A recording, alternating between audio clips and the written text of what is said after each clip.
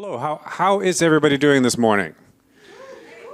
Yeah. Have you all fully embraced AI? Are you all going to be replaced? No. You happy? Yeah. It is lovely to be here. It's a real pleasure, and it's great to see this blend of talents and industries, creative industries, coming together and as a united force. I'm very excited about it, and that's. Yeah, spoiler alert, the future is already being represented by this conference really well.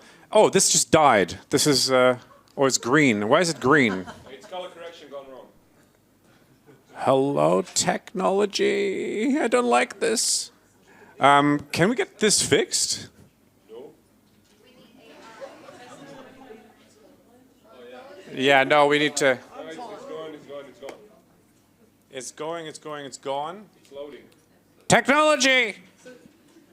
Help! No, it should work. It should work. Thank you, hvala. Hello. Oh, yes, I've named this talk "Moving Beyond Content," and I'll get into that in a second. My name is Jörg, as our great host just said, and I was born in Belgium. Yeah, this is I'm actually half German, half Polish, so I'm quite mixed. A blend, so to speak. And I've had to deal with that lack of a sort of firm identity my whole life, and gradually embrace that into everything that I do. And I think that's a strength in this confusing world, I hope. I grew up in Brussels. My father worked in the European Commission, so he was working on European things and matters. My mother was a composer, also a film composer. But I was an absolute nerd and an introvert in some ways. I wanted to become an actor, but I was working as a video game journalist while studying theater in New York. I was working as a video game journalist, and at the sort of heyday of the consoles, the Sega Dreamcast and PlayStation 2 and all those, and I wrote a bunch of articles. I decided I never wanted to review games because I wanted to make them one day. And I thought if I write a really bad review for something and I make a crap game one day, then I'll feel like it will be like a sweet revenge on me. So I was more interested in promoting the talent behind the games, because no one was talking about the people making games back then. And for instance, I became friends with this wonderful guy, Shinya Nishigaki, who made this game called Illbleed at the time for the Dreamcast, and then the following year he actually made me a playable character in his game on the Dreamcast. I had an avatar before it was a thing, okay? Yeah, that's my walk cycle. I then 9/11 happened. I had nothing to do with that. But I was, it turned out that I'd been in the US illegally, potentially, I shouldn't say this out loud, for a year. NYU had messed up my documents. And so I needed a job to stay in the country, hopefully. And I got offered one through my journalism connections, not in film, not in theater, but on a video game. And I worked on this game here based on Spielberg's Minority Report. It's a terrible video game. And I had an absolute miserable time working on it. But it was an interesting one, because at that point, the film industry was much, much bigger than the game industry, at least in the perception of society and sort of big money at large. Video games, yes, they were generating lots of profits, but they considered themselves to be the underdog to the very important movies. So Activision wasn't even allowing us to talk to any of the filmmakers because they were too important working on their film. And me being a bit of a young rebel at the time, not that has changed much now, but I just decided to just invite people from the movie without announcing it to any of my bosses to sort of present what they were doing on the film, which eventually got me fired. But I got 3 months severance, which was great. So I got to stay in the country and figure out how to stay and get a new visa. But it was interesting time. Like we thought that films were more important than us, and times have changed. Of course, now the game industry has grown much bigger since, of course. Then, after I was fired, I went to this event. I actually snuck into a party because I was broke and I needed food. And so there was a party and we crashed it with a friend. And there was this guy who walked up to me and he said, like, my name is Sales, Dan Sales. I do film sales. I'm like, Jesus Christ, really? He's actually no longer with us, rest in peace. But he walked up to me and said, I'm working with this great filmmaker, this very talented young German filmmaker called Uwe Boll. And he's just made a movie called House of the Dead, and he needs to make his next one now because he's got a fun and stuff. Do you know any video games? Because I heard you talking about video games, kiddo. And I said, yeah, I know video games. I used to be a game journalist and working on one now. I was like, cool. So get me the rights to that. So I got him the rights to Alone in the Dark, which is not great. And I tried to get my name removed from the credits. Unfortunately, IMDb has a policy that if you are in the actual movie credits, they had a checker. They had someone check the credits in the film, and I was removed. But then I made myself feel better through that because, you know, James Cameron directed Piranhas 2, which I think has 0 on Rotten Tomatoes. So I'm all right. I'm okay. Anyway, many things have happened since. I've been making games and movies. Made a film called The White King that I co-directed a few years ago with Jonathan Pryce, sci-fi drama, lots of other things. But one of my favorite projects was a game called The Last Worker, on which we developed during the pandemic. It's a VR and console and PC game. We were working on it also remotely before it was cool, between the UK and actually Taiwan. Hui is here.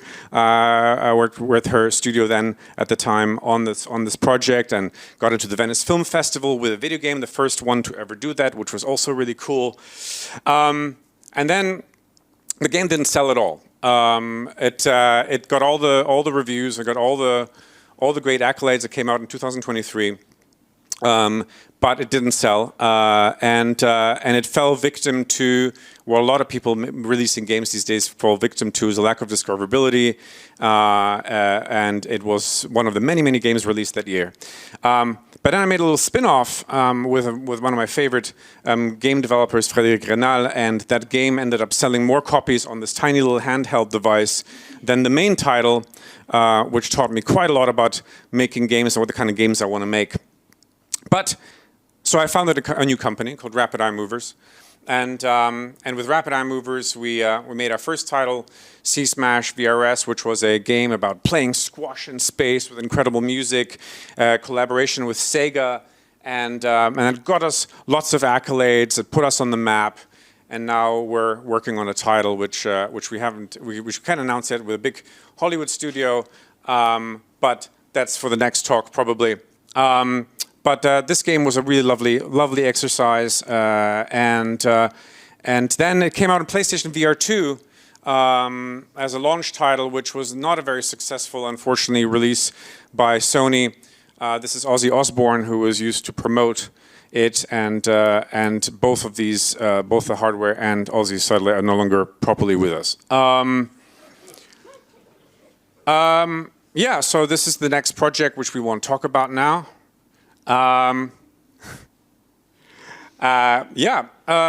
What happened, and I was alluding to it a little earlier, is that the games industry crashed a little bit over the last couple of years. A little bit, a lot. There's been more huge layoffs this week, and that's got me thinking. There's over 18,000 new releases each year now on Steam. Thanks to the advent of AI, we're probably going to have 80,000 this year. So Steam and other digital distribution platforms have become a little bit of a landfill rather than a place where you find things. That's where, this is how they distribute games on Steam. And I feel that in media, films, games, we are starting to see a very similar effect to our general population growth on the planet. I think there's too many of them, and there's too many of us. Sir David Attenborough has been talking about that for many years now.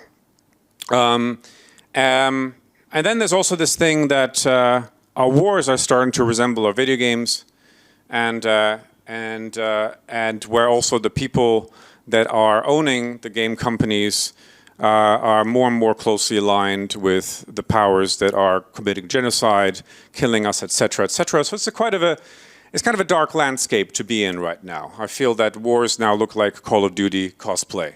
The stuff we've been playing for the last few years as sort of near future battle scenarios are now something that we're very much living in. And the nerds that are building the technology that allows these battles to happen are the creators of, the Quest, for instance, Oculus. Palmer Luckey now has a big defense company making weapons, etc. So it's like, where do we all fit in this? Where do we as creatives still fit in the world that's turning so difficult for all of us? And then we also have the issue of a lot of movies having become games that you can play, having a lot of Marvel films that have not been landing in the box office lately look like video games, but you can play them. And a lot of games have become big bloated AAA titles with big animation, with big sort of movie stars in them, etc. That if you saw them on a big screen as a film, you wouldn't want to watch them. But you go like, well, it's a pretty good story for a video game. The acting is pretty good for a game. And I'm personally getting really quite tired of hearing that excuse. I think great acting should be great acting regardless of the medium. Great writing should be great writing regardless of medium. These excuses are not helping the art on either side of the spectrum. Actually, it was the now late president of Nintendo who said a good 25 years ago, "We've forgotten we're supposed to be making games, not movies. As a result, game development is turning into a circus. Costs are skyrocketing. Users get bored faster than ever. And the development of truly new games, new ways of having fun has all but stopped." He said that back in 2001. He predicted the collapse of the game industry. But at the same time, Nintendo has stuck to its ideals, and it is still very much a victor this year. They've had the most successful hardware launch in their history. So from films, we know that the rule is show, don't tell. The less you explain, the less exposition you have. And in the case in point with Flow, for instance, there's no dialogue whatsoever. And that's a film that has embraced that idiom perfectly to a point where it has entertained millions of people worldwide. I've been producing a film called A Winter's Journey with John Malkovich and Jason Isaacs and other fantastic people. That's now in post-production. We used Dream's PlayStation technology to do previs and also build, design, and also part animate sequences in the film. And that film has no dialogue either. It's going to be 24 songs told in 24 continuous shots. It's a massive endeavor because every frame looks like an early 19th century romanticist painting, and it's all shot in live action first before we integrate it with fully immersive environments. It's a real pain in the ass to make, but hopefully it'll be all worth it in the end. But that is a project that we're on for art house cinema, much like Flow as well. We utilized game technology to make an art house film, and that kind of blend is definitely one of the ways in which we can make films not necessarily more affordably always, but in this case we're making something that in a sense uses the same techniques as Avatar, but on 0.01% of its budget. So game tech is definitely a great way for us to start rethinking the way we produce films, also making more ambitious films to reach bigger audiences with smaller budgets. So telling through play is something that is important for games. Where gameplay is the driving force. So we actually don't have very much in common between games and films in terms of the art output. Telling a story does not necessarily make a good game. Good gameplay makes a good game. So what is it then that we learn, that we can learn between movies and games? What is the synergy, what is the blend really that we have to look forward to? How are we going to create strength in numbers in collaboration between us?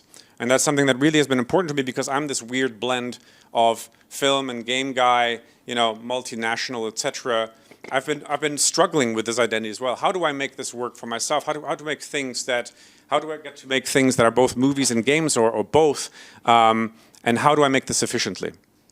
And then there's this bloody term gamers, which has always driven me insane, because we don't call people who read books bookers, do we? Or people who listen to music musicers, or indeed movieers. There's been this hyper-specialization of what it means to be a gamer that I think has been holding back our medium, and has been holding it back from becoming as universally adopted as it could be. A couple of years ago, I went to a talk by Kitase-san, who is the head of the Final Fantasy franchise at Square Enix. And he also is the director of, for those of you who play games, he was the director of Chrono Trigger. He's an absolute incredible man. But he gave a talk about the evolution of Final Fantasy at BAFTA in London. And it was a great talk. He actually started it by asking us all which one, he says, I always want to start my talks by asking a question to the audience. Which one is your favorite Star Wars trilogy? The first one, you know, the original one, which is, you know, the middle one, I guess, and the story, or is it the new ones or whatever? And of course, everyone, you know, raised their hand and talked about, you know, episode 1, 2, you know, the original ones, not episode 1, 4, 5, 6, I guess. Confusing. The ones that were made in the 70s, 80s. And because of the originals, they're the ones that started the whole thing. And he said, great, well, let me talk to you. When I was a kid, I saw the first Star Wars movie with my dad in Tokyo, he said, and it was the greatest moment I've ever had with shared moment I've ever had with my dad. You know, I saw my dad, who was quite a shy man, smiling from ear to ear. He was a little boy with me for those 2 hours. And that's the greatest memory I've ever had with him. And then 2 weeks later, I had one of the saddest memories I had with my dad, because I was playing Space Invaders, the very primitive-looking pixel graphics-y game, on the computer at home, and my father walked into the room and asked me, "What are you doing? Why are you wasting your time doing this?" And to him, it was heartbreaking, because when he was playing that game, he imagined himself being Luke Skywalker or Han Solo in flying a spaceship. He had the same emotions playing Space Invaders as he had watching the film, but his father didn't get it. And so he made it his mission to make video games so big and so Hollywood-like that one day his dad would like them too. Which explains the rise of AAA games and the huge budgets that have been put into games over the years, because someone wanted to please daddy.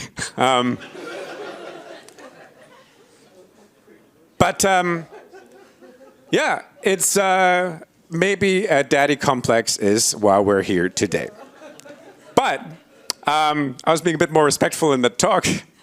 There was a Q&A afterwards, and I said, Kitase-san, thank you so very much for this talk. It was very, very inspiring, and thank you for all the amazing work you've done. You're a true hero of mine, actually, creatively. You said that your goal was essentially to make something akin to Star Wars in video games. But the thing that made Star Wars exist, the reason Star Wars came about, is because Hollywood had, what happened? The Star Wars video games. Because Hollywood had collapsed. In the 1960s, at the beginning of the 1960s, 45 million people would go to the cinema each week. And at the beginning of the 60s, that dipped down to 11 million in the US. That's how quickly audiences dropped in the US. That's how quickly cinemas were starting to shut down. That's how quickly people were bored of that medium and started going towards color TV, watching live sports, other mediums, etc. And out of that came George Lucas. George Lucas said, well, I'm going to make a film for new audiences. Spielberg said, well, can I just rent this office in the studio and just make a thing with shark? Can I put a shark in this tank over there that no one's using because you guys are broke? And I said, I guess so. So this is how this new rise of filmmakers came about. It's because that a certain industry, the movie industry, because it was an industry at the time, they were making that stuff like we make things in factories. You would have to clock in the day in the morning, and then you'd be assigned stage 3, and you'd go over there, and you'd have to do a daytime lighting sequence. Which, when you think about it, is exactly how we make video games today. Like we make video games like we're an industry. In film, we've stopped doing it that way. We've learned the hard way that if you start trading it like a factory, it collapses, it falls apart. But, so I asked him that. And so I said like, and since, I'll go back. I asked him, so since that collapse led to Star Wars, don't you think that we haven't seen the Star Wars of video games yet?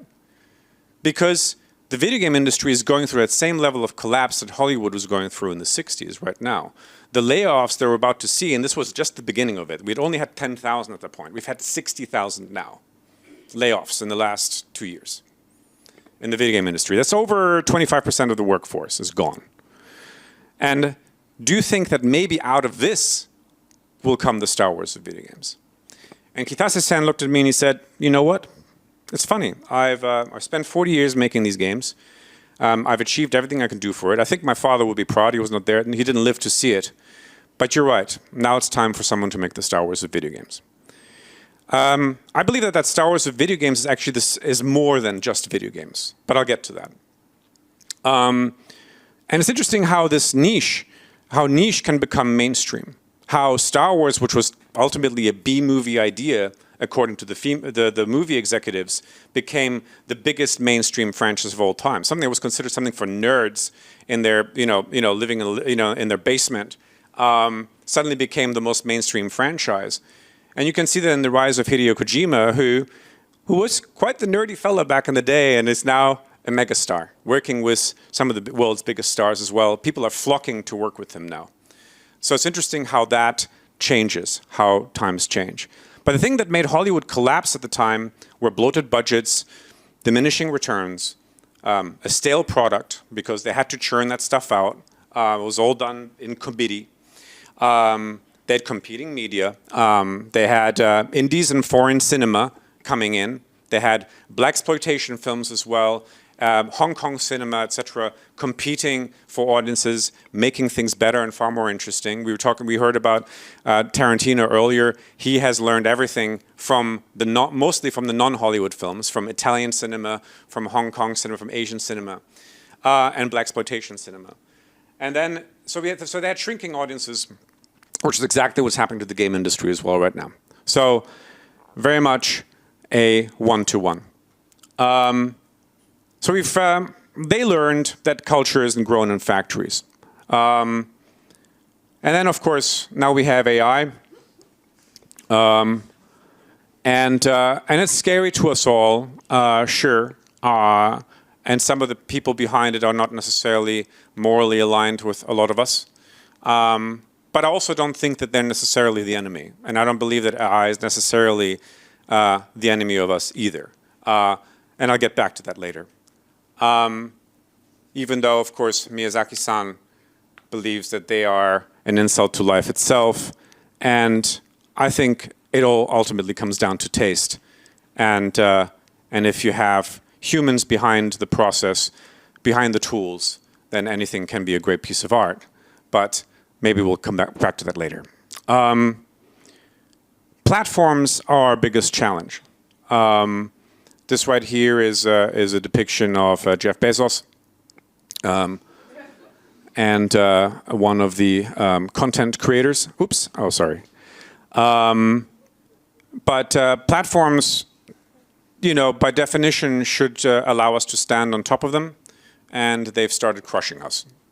It's pretty clear that it's very difficult to rise on top of platforms which are now mostly algorithmically driven.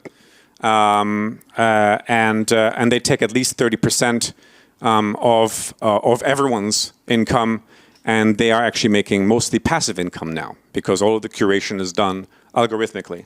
Platforms are a problem. We've heard yesterday the secretary, cultural secretary here in Croatia, talking about how there should be levies or some ways for them to pay us back in order for our economies to be able to, our creative industry to be able to exist. So platforms are an issue. How do we get to stand on top of those platforms? This is a cool photo. I love this photo. This is from 2004. This was when the most popular video game of all time was released. And that was Wii Sports at the time. It was Wii Sports. 180 million people bought that game. And people in old people's homes were playing that game. Like every old people's home, like a retirement home, had that game in it. And those were people that had never touched a computer in their lifetime. And that's extraordinary, actually, because this was one that actually skipped it because it was a physical game that anyone could play, that anyone could understand. And I'll get back to that as well. But it makes me think that perhaps we've lost something on the way. You know, we've become so hyper-specialized and so obsessed with technology that we've left the most important audiences behind. And Steven Spielberg, actually, speaking of which, understood that very early on. He understood it back in the 80s. He wrote the opening to a book in which he said that video games are going to be the next great entertainment medium, and that if he knew how to code and if he had any talent at all whatsoever, then he'd be making video games. He did actually end up making video games, including a game based on a Band of Brothers, which then became Medal of Honor, which his son produced. So without him, I guess we wouldn't have military battle simulation games. Thanks, Stephen. One thing that's really important to me, and I've realized, is that we are very often the thing that has been separating film and games is that games are considered and regarded as a tech industry. Games are not tech. We use tech more than film, but film is also the art form that used tech more than any other art form before it. Like, it's natural. We are tech animals, humans. You know, that's the spider web that we weave, is tech. It's natural for us to use it. Games are not tech. They're an art form. Sure, there can also be an entertainment and product, etc., but they're art. But tech is our glue. It's the glue that combines us, and I think that's the glue that's going to bring us and film together more and more. But right now, society at large is segregated by it. We see that the people in charge of the big tech companies are not necessarily interested in our unity, or will even go out of their way to work very closely with those that want to divide us for their own benefit, as we saw in the US election. We're segregated, populations are segregated, we're segregated, devices are segregated, platforms are segregating us, players are segregated, audiences are segregated, and that's only going to get more interesting with this week's latest acquisition. Saudi Arabia and Jared Kushner have bought Electronic Arts for $55 billion. And this is a year ahead of the US Olympics, and they're the biggest sports game company. You can guess what's going to happen next. But it's not Jared Kushner's fault or Trump's fault. Maybe it's nobody's fault. But I think it started in 1996. This takeover, this big tech takeover of culture, started in 1996 with Bill Gates when he posted an essay on Microsoft's website, the only one he ever posted, I believe, that he named "Content is King." And he believed that everything in the world is content, and that's what Microsoft is for on the internet. All the content will be funneled through this wonderful internet and this wonderful big tech data, etc. And it all belongs to, ultimately, Microsoft. And he coined that phrase content. After that, everything that we make, all of the human input, is being called content. Music is content, your kids' pictures are content, content.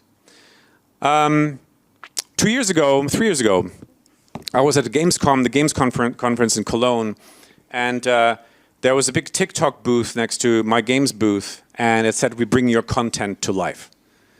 And I was insulted by that, because if they bring my content to life, that means that I make dead things, right? And so they're the one who put the magic sparkle on it. And also, I don't make fucking content, right? Because content is something you put inside of something, right? Like this bucket of crap right here. my game or my film may have some content in it, but it's not content in of itself. Thank you very much. I'm not here to fill your shit bucket, right? And I think as soon as we take that stand as creators and we take ownership of who we are, just as we have ownership of who we are as human beings, right? Then we will be in a stronger place and we will eventually get to the point where we get to stand on top of these platforms again. But we are being dehumanized. In some ways, I think content is the most universally racist word ever invented. It's the one that reduces everything that we make, everything that we think, everything that we dream of, everything that we stand for to digital attention-seeking packs. And we're more than that. We're better than that. So yeah, so content has always been about serving big tech. It's about diverting all attention, data, traffic, and profits to them. It's about filling their bucket. And interestingly, I was talking to you about how back when I started working on Minority Report, the film industry was much bigger and much more prestigious than the game industry. How quickly that and gradually that started changing towards in favor of the video game industry, but what we sort of ignored at the same time is that big tech is worth many times much more than us. They own us. They own all of us right now. The way we make games has been very interesting because we started making them on a factory level just like film, and I was looking into these production processes and I realized that's a losing game. You know, you raise loads of money, you hire an army of people to work on it, you make a game like any other game because you have to be risk averse, you have to make sure that you make something that works in the market, otherwise blah, blah, blah. Then you sort of bleed, you know, after crunching your troops, you bleed on the market because there's too many other games like you out there, and then you start laying everyone off, and then you surrender. That is something we've been seeing very, very repeatedly for the last couple of years especially. And I thought, how about I apply the way that we work on films to the way we make games? And so first of all, we develop, not in the sense of developing and coding, but in terms of like thinking of them and putting them together. We develop parallel projects. We have a lean core team of creatives that we work with. We collaborate with developers rather than doing outsourcing. We do partnerships with developers worldwide. And then we hire co-developers, we build audiences, we release the games, we scale as we need it, and then therefore we hopefully don't collapse the way everyone else seems to be at the moment.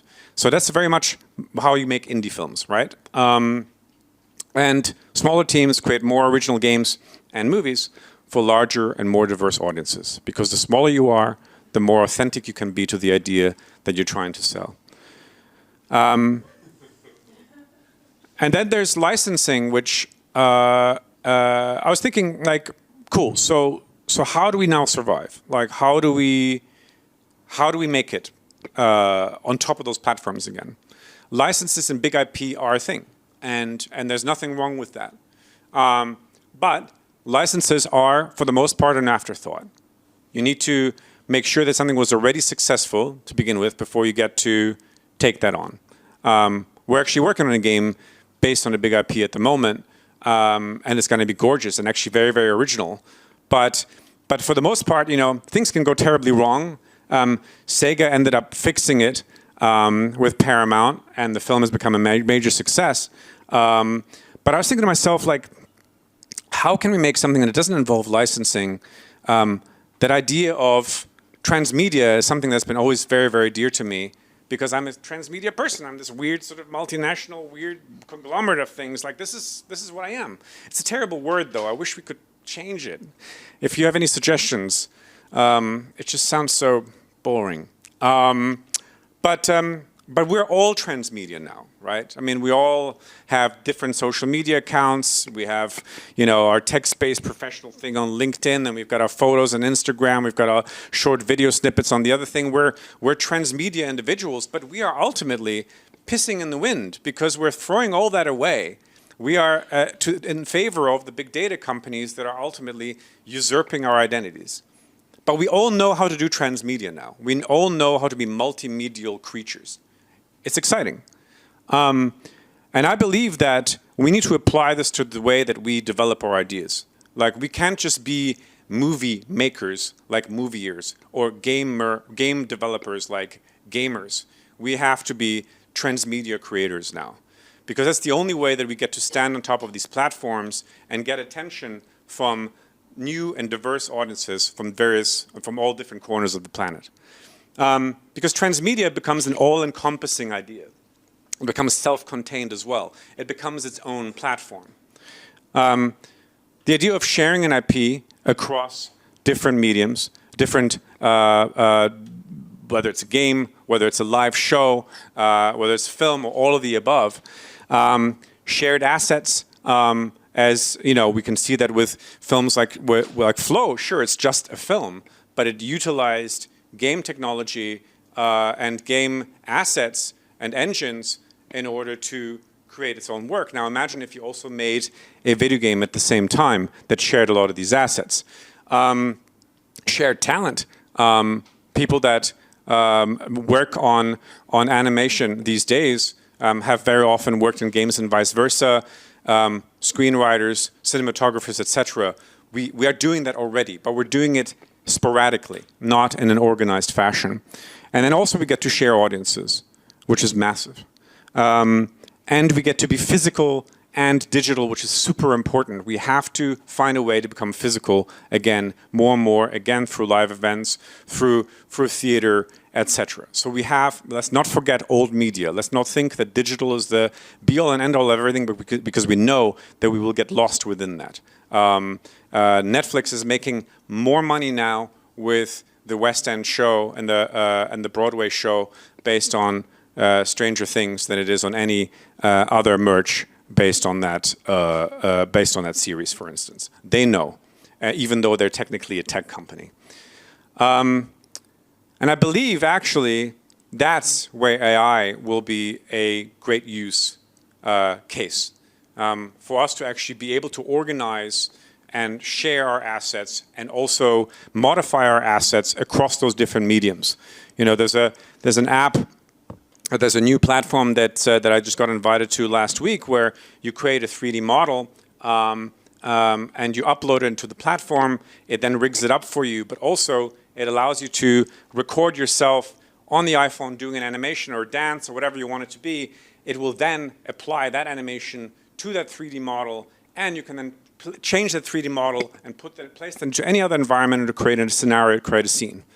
Imagine that a shy video game developer who actually wants to create a vertical TikTok series spin-off based on his game, but he wouldn't know where to begin to talk to filmmakers about it, can suddenly make an entire story universe based on his own game, you know, with just an iPhone and a couple of 3D assets. It's awesome. That's a way to actually expand on your universe before having to rely on Hollywood to steal your IP, or buy it from you, and discard you eventually. We can do this ourselves more and more, and I think that's where AI actually is going to be a helper rather than a replacement of talent. And so transmedia allows you to turn your ideas into its own platform, and by becoming our own platforms we actually get to stand, if not alongside, then even on top of the platforms that right now appear to be crushing us and, you know, making our projects disappear in these landfills of attention-seeking data packs. And platforms need us. We need them, but they need us. Because one thing is for sure, Steam only exists because it needs games. You know, Steam would only exist because of games. But games have existed before Steam, and they will also continue existing after Steam. They need us. We have power, but we need to start embracing that. And I think the thing at the center of all of that is that creation, curation, and connection are the connecting factors. We have algorithmically driven discoverability on stores and platforms, which are currently actually thwarting taste. That doesn't mean that's all bad taste. It doesn't mean that audiences at large have bad taste. But sometimes the algorithms will favor things that get attention quickly rather than things that have to grow in society gradually. Blade Runner, for instance, today would fail in the age of algorithms because it's a project that actually took many years for people to understand how great it was. Algorithm would discard it and throw that away immediately right now. Oh, it's too slow, it's too this, it's too whatever. And so human curation is something we have to bring back. Interestingly, this week the Netherlands has passed a law where platforms will have to pay massive fines. If social media platforms have to pay massive fines, it's still too small. It's 100,000 euros a week. But hopefully it's going to get bigger. And if every state in Europe does it, it's going to be great. Forcing them to actually give people the option to have non-algorithmic feeds on their social media. So you actually just get to see only the people that you follow, that you want to see, in the order that they actually posted stuff. And if we all get that, give people back the control over what they see, so it's not algorithms deciding on what they should love, what they should buy, what they should consume, etc., then hopefully we will be able to counter the rise of AI generated content. Yes, I'm running out of time. Yes. So yes, curation, connection, creation, humans are at the center of all of this. The thing that is the most universal in all of this is that we have to play. We have to play with each other and be creative. And I think that's something that not just us humans have. I think it is the most natural of things. It's the most universal thing in the world is play. And thus I invite us all to play together and build the platforms of the future. And those platforms are our own ideas. Thank you very much.